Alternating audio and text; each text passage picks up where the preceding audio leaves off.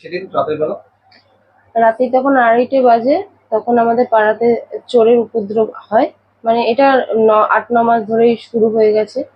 কারণ যবে থেকে আমাদের এখানে পাশে ইনলিগাল কনস্ট্রাকশন স্টার্ট হয়েছে তখন থেকেই চুরিটা হয়ে যাচ্ছে।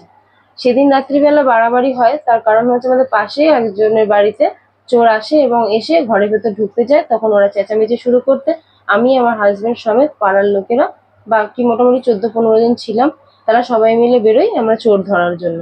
তা চোর যখন ধরতে যাচ্ছি তখন আমাকে যখন পাশের বাড়ি থেকে বললো যে এই যে কনস্ট্রাকশন হচ্ছে ইলিগাল কনস্ট্রাকশন, তার উপর থেকে কেউ টর্চ মারছে। তো আমরা সবাই মিলে ওখানে যারা যে তৈরি করছে উত্তম হালদার, মানে আমাদের গৌতম হালদারের ভাই উত্তম হালদার, পাইকপাড়ায়, হ্যাঁ 2 নম্বর 4 নম্বর ওয়ার্ড, 4 নম্বর ওয়ার্ডের গৌতম হালদারের ভাই উত্তম হালদার, উনি এই ইনলিগাল কনস্ট্রাকশনটা করছে। তো এই ওপর থেকে যখন টর্চ মারে তখন আমরা ওনাকে ফোন করি। আমাদের পাড়ারই একজন বয়োজ্যেষ্ঠ ফোন করে তাকে ডাকে যে তুমি আসো, তোমার এই বিল্ডিং এর ওপর থেকে কিছু লোক ঘোরাফেরা করছে বা টর্চ মারছে, আমরা বুঝতে পারছি, তুমি আসো। তখন ও বলে যে না, আমার এখানে কোনো লোক থাকে না, আমার এখানে যা লেবাররা আছে তারা কাজ করবে, করে আমরা এখান থেকে চলে যাই। এবং আমার এখানটা বাইরে থেকে লক অ্যান্ড কি করা। তো তা আমরা যখন দেখি যে না, হ্যাঁ ওপরে কিছু লোক আছে আমরা মনে হচ্ছে, তখন আমরা ওকে প্রেশার করি যে না তোমাকে আসতে হবে। আমি করিনি, এটা আমাদের পাড়ার একজন বলেছে। তো সে সব তখন ওই সময় আসে এবং আমাদেরও পাড়া থেকে 14-15 জন যায়। আমি আমার হাজবেন্ডের সাথে আমিও ছিলাম। প্রচন্ড বৃষ্টি শুরু হয়ে গেছিল সেই সময়।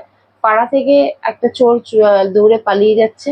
এই ভিডিও থানাতে আমাদের পাড়া থেকেই একজন দেয় এবং থানা থেকে পুলিশকে বলে যে আমাদের এখানে চোর দূরে ঘুরে বেড়াচ্ছে, আপনারা আসুন। ওনারা তো আসছিলই।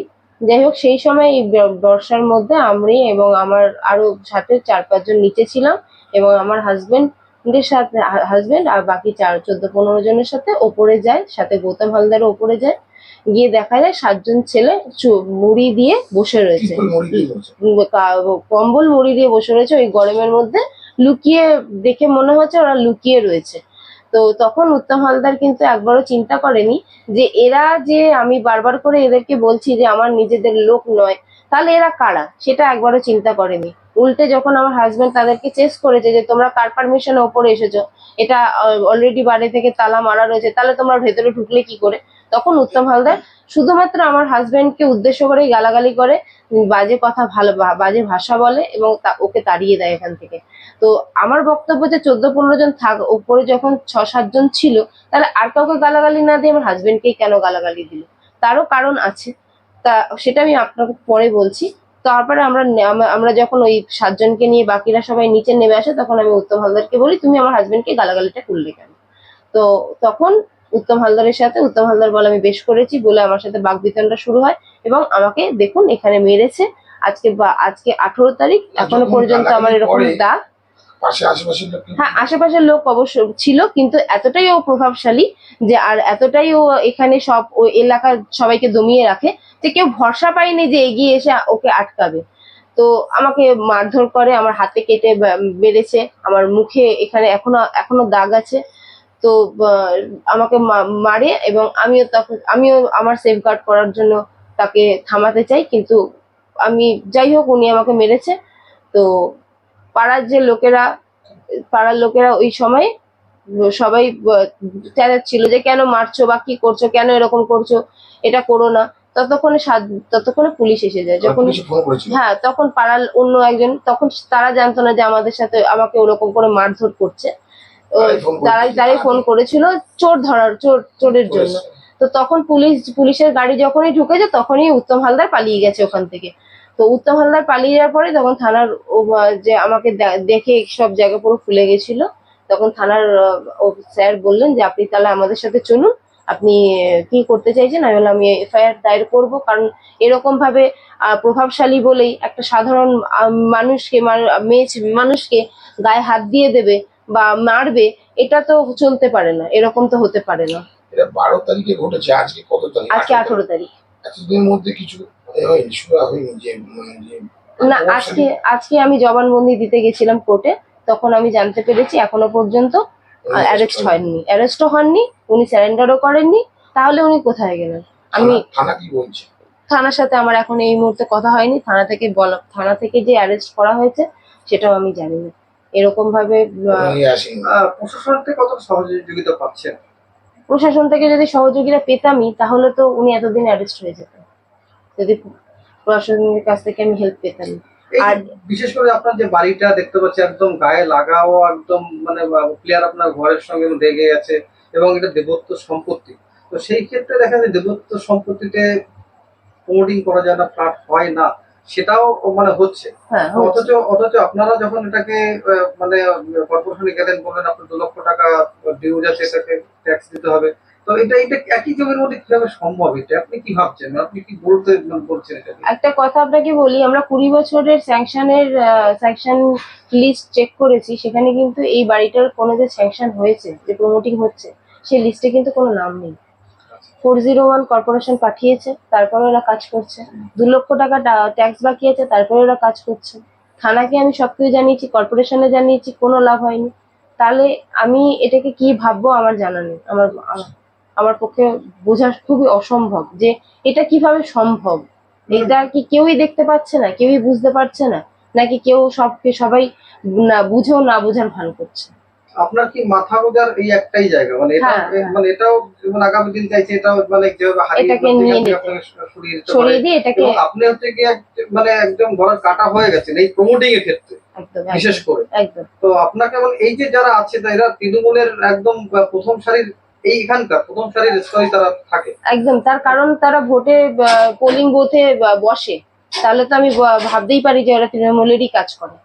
মানে সংশয়, মানে আপনার যে আজকে আপনি চোখ মুখ দেখে মনে হচ্ছে আপনি একটা মানে সত্যি একটা ভয়ের মধ্যে আছেন। মানে এই যে ভয়, এই যে আপনার মানে হারিয়ে যাওয়ার ভয়, কিন্তু আপনাকে এরকম থেটিংও করা হয়েছে রাস্তায় গিয়ে যে তুই মানে যে কাজ করছিস এটা খুব খারাপ কাজ, এটা ঠিক না, এটা এবং মানে ওদের সাথে আমি পারবো না, ওদের যে শক্তি আছে সেই শক্তির সাথে আমি পেরে উঠবো না, সে কথাও তারা বলেছে।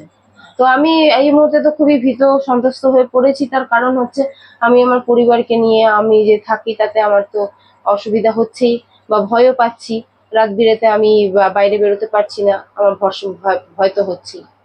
পুলিশ কতটা আপনাকে মানে সাহায্য করছে? পুলিশ মানে এই যে আপনি যে বিষয়গুলো আপনি আজকে আমরা তুলে ধরছি সংবাদ মাধ্যমে, তো সেটা মানে পুলিশও নিশ্চয়ই আমাদের সংবাদ মাধ্যম বিভিন্ন চ্যানেল এগুলো এটাকে সম্প্রসারণ করেছে। সম্পর্ক করে। সেই ক্ষেত্রে মানে প্রতিক্রিয়া কি হয়েছে? প্রতিক্রিয়া হিসেবে আপনি কি বুঝলেন? মানে প্রতিক্রিয়া কিছুই হয়নি। প্রতিক্রিয়া যদি হতো তাহলে তো এতদিনেও অ্যারেস্ট হয়ে যেত। কারণ আজকে 12 তারিখে হয়েছে, আমি 12 তারিখ ভোরবেলা যদি এফআইআর করেও থাকি, আজকে 13, 14, 15, 16, 17, 18, আজকে 6 দিন হয়ে গেছে। এখনো পর্যন্ত যখন অ্যারেস্ট হয়নি এবং আমাকে থানা থেকে যখন ডেকে পাঠিয়ে শনাক্তকরণ করার জন্য বলেনি, কারণ নির্দিষ্ট একটা মানুষের ওপরে এটা এফআইআর করা হয়েছে, আমাকে তো শনাক্তকরণ করানোর জন্য ডাকা হয়নি। আর একটা কথা আপনাকে বলতে চাই যে ওনার ভাইপো বলছেন যে ওনার কাকা এরকম কাজ করতে পারেন না, কিন্তু ওই টাইমে তো ওনার ভাইপো ওখানে প্রেজেন্টই ছিলেন না। প্রেজেন্ট ছিলেন পাড়ার লোকেরা, ওই বৃষ্টির মধ্যে দেখেছে, যারা আমাকে মারধর করেছে তারা দেখেছে। তাহলে সে কি করে বলছে যে তার কাকা এই কাজ করতে পারে না? সে তো ওই পরিস্থিতিতে ছিলই না, সে তো জানেই না কি হয়েছে। মানে এটা একটা মানে যেহেতু মানে আহ, আহ, সংবাদ মাধ্যম একটা সান্ত্বনার চেষ্টা করছে যে আমি জানি না কিংবা আমাকে আর করতে পারে না, কিন্তু বাস্তবে যে ঘটনা ঘটেছে আপনি মানে সত্যি আতঙ্কিত আছেন, এবং আগামী দিনে হয়তো আপনার মানে এই জায়গা থেকে আপনাকে যেভাবে তুলে দেওয়া যায় কিংবা এখানে সরিয়ে দেওয়া যায়, তার জন্য কিন্তু আপনার সঙ্গে এই ব্যবহারগুলো একদমই করা একদম হচ্ছে। একদমই এবং রাতের বেলা দেখে রাতের অন্ধকারে বিভিন্ন ভাবে আপনাদেরকে আহ আহ, ভয় দেখানো ভয় হচ্ছে দেখানো হচ্ছে। যাতে আমরা এখান থেকে ছেড়ে চলে যাই। এবং আমাকে যে মেরেছে সেটা যে আহ, আমার মানে আমাকে যে মেরেছে সেটা আমি অলরেডি এমসি করেছি। ডাক্তারবাবু দেখেছেন যে সেগুলোর কতটা লিগেলি আছে, সেটা ডাক্তারবাবুর থেকে তো আমরা বেশি ভালো জানি না। সেটা আমার কাছে সমস্ত কিছু ডকুমেন্টসই আছে, আপনারা চাইলে আমি তো এই যে আমরা একটা সভ্য সমাজ, এই সমাজে একজন মহিলার গায়ে হাত দেওয়া, আপনি একজন মহিলা হয়ে মানে কি বলবেন? না, আপনাকে প্রশ্ন প্রভাবশালী। করলাম, মানে প্রশ্ন আমরা করার মতো হয়তো আমরা আজকে যাব ওদের কাছে, গেলে পরে তো আমার আপনি বলছেন কোনো মিডিয়াকে বাড়িতে ঢুকতে দেয়নি, পাঠিয়ে দিয়েছে, তা আমাদের তাই বলবে, কিন্তু তাও আপনার থেকে আমরা যে আজকে যে আমরা সভ্য সমাজে বাস করি, আমরা অনেক মানে উন্নত মানের মানুষ, আজকে আমরা মানে আমাদের সব জায়গায় আলোকিত, আমরা চারদিকে সবাই মানে একদম সত্যি সভ্য হিসাবে, কিন্তু সেই হিসেবে দেখা যাচ্ছে একজন পুরুষ হয়ে আপনার গায়ে হাত দিয়েছে, এটা আপনি কিভাবে নিয়েছেন? মানে কতটা আপনার কষ্ট বেদনাদায়ক মনে হচ্ছে? আমাদের রাজ্যের একজন মুখ্যমন্ত্রী মহিলা এখন বর্তমানে, তো সেই ক্ষেত্রে মানে আপনার কি মানে মনের দিক থেকে আপনি মানে এটা মানে কতটা আঘাত পেয়েছেন?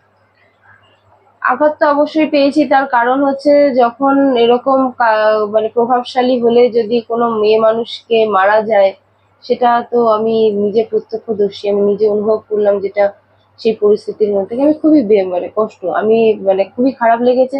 আমি মাননীয় মুখ্যমন্ত্রীর কাছে আবেদন করব যাতে উনি এই বিষয়টা দেখেন এবং মানুষের মেয়ে মানুষদের যাতে কখনো অসম্মান বা অমর্যাদা না হয়, সেটা আমি চেষ্টা করব। সেটা সেই বার্তাটা আমি ওনার কাছে পৌঁছাতে চাইছি, মাননীয় মুখ্যমন্ত্রীর কাছে উনি এই বিষয়টা দেখুক, আমি এই আশাটাই ওনার কাছে রাখবো। নমস্কার, আমার নাম পায়েল চক্রবর্তী, আমি 4 নম্বর ওয়ার্ডের বাসিন্দা। এটা এই মানে এই এরিয়াতে কি মানে কি নামে পরিচিত? পাইকপাড়া, সিমলাইপাড়া লেন। কি হয়েছিল বলতে, 12 তারিখ এখানে রাত্রেবেলা, অ্যাকচুয়ালি এখানে রাত্রেবেলা খুব চোরের উপদ্রব হয়েছে কদিন ধরে বলতে যবে থেকে ইনলিগাল কনস্ট্রাকশনটা তৈরি হয়েছে তবে থেকেই চোরের উপদ্রব হয়েছে এখানে। আর বেসিক্যালি 12 তারিখে এরকম চোর এসছে সবাই মিলে রাত্রেবেলা 2টো নাগাদ উঠে চোর এসছে পাশের বাড়িতে, আমরা সবাই উঠে গেছি, গিয়ে দেখলাম যে ওরা সব ভীত হয়ে রয়েছে, চোর এসছে। তো আমরা যথারীতি সবাই মিলে দেখতে বেরিয়েছি কোথায় চোর এসছে, তো ওরা বললো ওই বিল্ডিং থেকে উঁকি মারছে। তো আমরা বিল্ডিং এর কাছে গিয়ে দেখলাম যে বিল্ডিং এর কাছে কেউ নেই, বাইরে থেকে তালা দেওয়া। তো আমরা যথারীতি আবার এসে শুয়ে পড়েছি। শুয়ে পড়ার পরে হঠাৎ করে পাশের বাড়ির মেয়েটা চেঁচিয়ে উঠেছে যে এরকম ওপর থেকে টর্চ মারছে।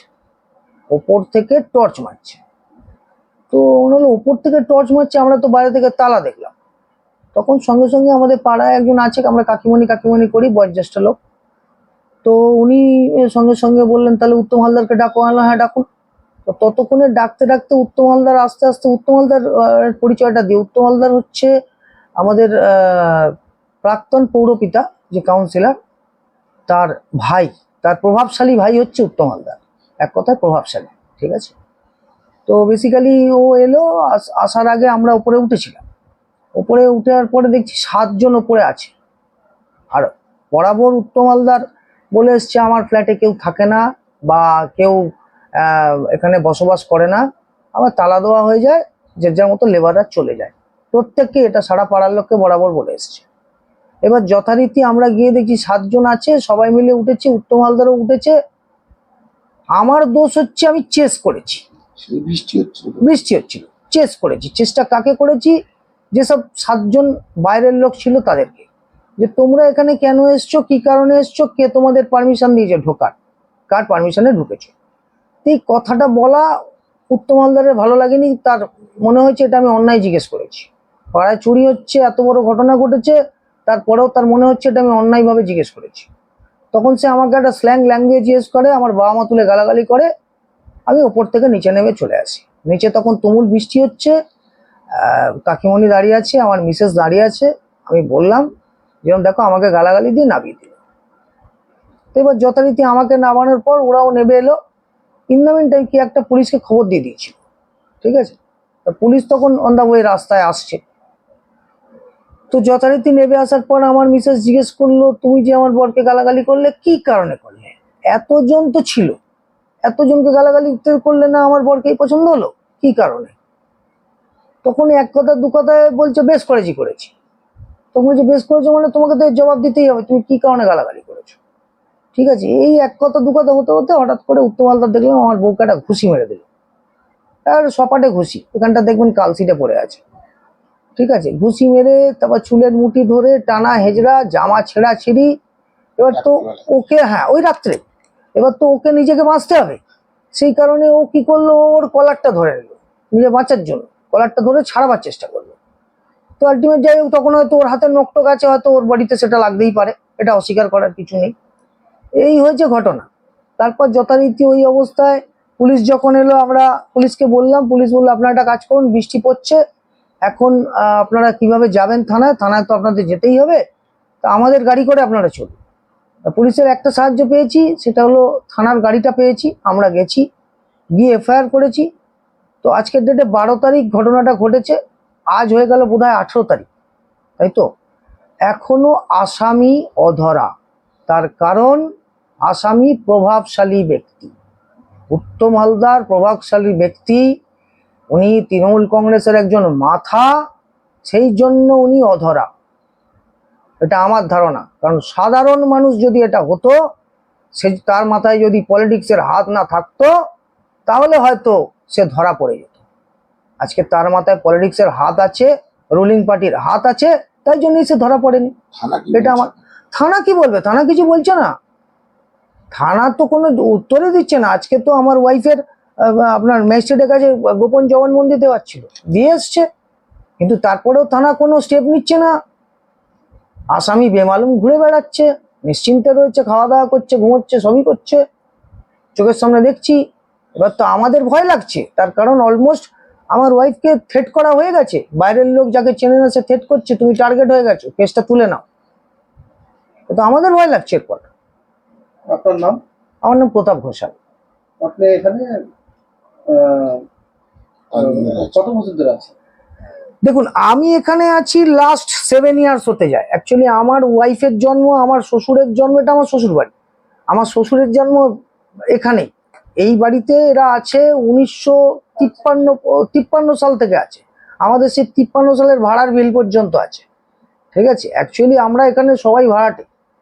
এই সম্পত্তিটা পুরোটাই দেবত্ব সম্পত্তি, ঠিক আছে? পাশে মন্দিরও আছে, দেবতার মন্দিরও আছে। বেল গাছটা ছিল, প্রমোটিং এর জন্য বেল গাছটা তো কেটে দিল, ফলন্ত গাছ কেটে দিল। দেবত্ব সম্পত্তির উপরে প্রমোটিং হয়ে যাচ্ছে। হ্যাঁ, প্রমোটিং হচ্ছে, তার জন্য আমি অবজেকশন করেছি। তার কারণ হচ্ছে এই প্রপার্টিটার টোটাল 2 লক্ষ টাকার উপরে ট্যাক্স বাকি আছে, যেই ট্যাক্সটা দেবার মতো কেউ নেই। যে যে আপনার সেবায়েত ছিল, সে মারা গেছে। এবার সেবায়েতের পরে যে তার পোষ্যপুত্ররা ছিল, তাদেরকে দেখাশোনা করতে দিয়েছিল অরুণ কুমার দত্ত, তরুণ কুমার দত্ত। তারা কি করেছে, এক একটা ভাড়াটেকে কাঁচা টাকা হাতে নিয়ে সাদা কাগজে রেভিনিউ স্ট্যাম্পের ওপর লিখে যার যার মতো প্লট করে করে বেচে দিয়েছে, বেচে দিয়ে চলে গেছে। কিন্তু আলটিমেট তো ট্যাক্সটা বাকি থেকে গেছে। এবার এই ট্যাক্স বাকি থাকার দরুন তো আমি যতটুকু জানি ট্যাক্স বাকি থাকলে মিউটেশনও করা যায় না, ঠিক আছে? আর দেব সেখানে এরা বলছে আমাদের কর্পোরেশন পারমিশন দিয়েছে, আমাদের সব হয়ে গেছে, মিউটেশন কমপ্লিট, ঠিক আছে, স্যাংশন প্ল্যান কমপ্লিট, আমাদের কর্পোরেশন পারমিশন দিয়েছে দেবত্ব সম্পত্তির উপরে প্রমোটিং করার। তো আমার বক্তব্য, কর্পোরেশন যদি পারমিশনই দেবে, তাহলে আমি যখন কর্পোরেশনকে 3বার আরটিআই করলাম, তাহলে সেই কর্পোরেশন 401 এর নোটিশ পাঠায় কি করে? আমার বক্তব্য খুব পরিষ্কার। আমি হাইকোর্টে রিট ফাইল করেছি, আমি ওটা মুভ করতে চলেছি, এবং কর্পোরেশন 401 এর নোটিশ মেরে দিয়ে যাওয়া সত্ত্বেও সেই নোটিশ ছিঁড়ে এরা নিজেদের ইচ্ছা মতো বিল্ডিং তুলে যাচ্ছে, বলবার কেউ নেই। থানার কতটা সাহায্য পাচ্ছেন? থানার কোনো সাহায্য নেই। এই বিল্ডিং তোলার দরুন থানার কোনো সাহায্য নেই। থানাকে, কর্পোরেশনকে আমরা চিঠি করেছি, থানার তমালবাবুকে বলে বলে ফেড আপ হয়ে গেছিলাম। এখন তমালবাবু এখান থেকে ট্রান্সফার হয়ে গেছে। তমালবাবু বলছে কর্পোরেশনকে বলুন, কর্পোরেশন বলছে থানাকে বলুন, এ বলছে ওকে বলুন, ও বলছে ওকে বলুন। তো এখানে কাউকে বলার নেই। এখন যে নতুন বড়বাবু আছে তিনি কিছু বলছেন? না, নতুন বড়বাবুর কাছে আমরা এই ব্যাপারটা নিয়ে যাইনি, খুব পরিষ্কার কথা, আমরা যাইনি। তার কারণ যেহেতু আমার রিট ফাইল করা আছে, এটা আমি মুভ করব। থানা থেকে একবার লোক এসেছিল এই কেসটার ব্যাপারে, যারা তারা খোঁজখবর নিয়েছে, মিথ্যা কথা কেন বলবো, তারা খোঁজখবর নিয়েছে, যে অফিসারের হাতে কেসটা গেছে সে এসেছিল, সে একটাই কথা বলেছে, আপনি যখন রিট ফাইলটা মুভ করবেন আমাকে একটিবার জানাবেন, এইটুকু বলেছে। আমি এইটুকু সাহায্য পেয়েছি। সবচেয়ে বড় কথা আমার আশ্চর্য লাগছে যে একটা মেয়ে ছেলের গায়ে হাত দিল, এফআইআর হলো। হ্যাঁ, ও তো গায়ে হাতটা দিয়েছে অ্যাকচুয়ালি পুরনো খাড়ে দিয়েছে, ও তো চুরির ক্ষেত্রে গায়ে হাতটা দেয়নি। ও তো গায়ে হাতটা দিয়েছে যেহেতু আমরা ইনলিগাল কনস্ট্রাকশনকে অবস্ট্রাক্ট করেছি, উঠে গেছি, সেই কারণেও গায়ে হাতটা দিয়েছে। ও হচ্ছে খাড় মিটিয়েছে, আর কিছু না। কিন্তু আমার কাছে কথা হচ্ছে যে যখন এত কিছু হয়ে গেল, এফআইআর হয়ে গেল, গোপন জবানবন্দি হয়ে গেল, তাহলে আসামি কেন অধরা? পুলিশ কি করছে? পুলিশ কি করছে? আসামি কেন অধরা? কারণ কি? পুলিশ কি খুঁজে পাচ্ছে না? এটা হতে পারে? পুলিশ পারে না এমন কোনো কাজ নেই। আমাদের পশ্চিমবঙ্গ পুলিশ যথেষ্ট এফিসিয়েন্ট, ক্যালকাটা পুলিশ যথেষ্ট এফিসিয়েন্ট। 100% আমার মিসেসকে ডাইরেক্ট বলেছে, থ্রেট করেছে, টার্গেট হয়ে গেছে। যে লোকটাকে চেনে না জানে না সে এসে বলছে টার্গেট হয়ে গেছে, কেস তুলে না। তার মানে কি হয়? তার মানে কি হয়? আপনারা কি এটা পরে মাননীয় মুখ্যমন্ত্রীকে এই বিষয়ে দেখুন, মাননীয় মুখ্যমন্ত্রীর উপরে যথেষ্ট আস্থা আছে, ভরসা আছে, ঠিক আছে। উনিও একজন নারী, ঠিক আছে। তো একজন নারী আর একজন নারীর ব্যথা নিশ্চয়ই বুঝবেন। আমরা মেল করেছি, দেখা যাক এবার উনি কি করেন।